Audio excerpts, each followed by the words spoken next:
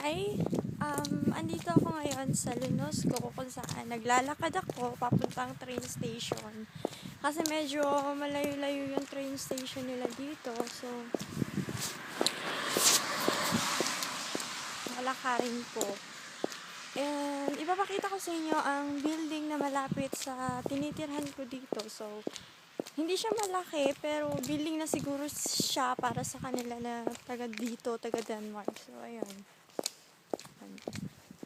Yan yung building na, ewan ko kung anong building yan. So,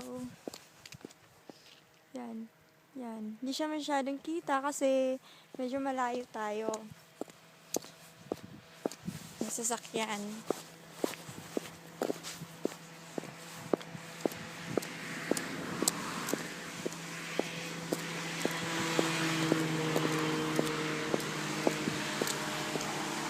Kung napapansin niyo, yung mga kahoy, nag-change na siya kasi soon magsusnow na dito. So, excited ako kasi first time ko makakita ng snow dito.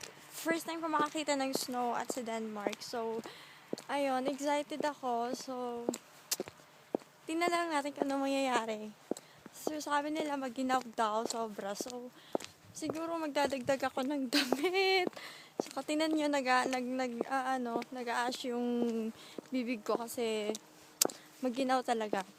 Kahit maginaw, dakdak pa rin ako ng dakdak kasi boring nga kasi di ba maglalakad ako papuntang train station para kung, ewan ko ba.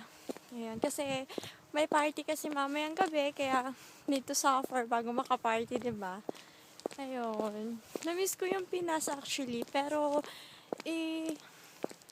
i-enjoy ko na lang muna tong Denmark. I-enjoy ko tong ginaw. So, watch out to me. Ayun. Kapagod maglakad. Pero enjoy naman kasi marami kang makikita. Yan nga lang, puro puno kahoy, diba?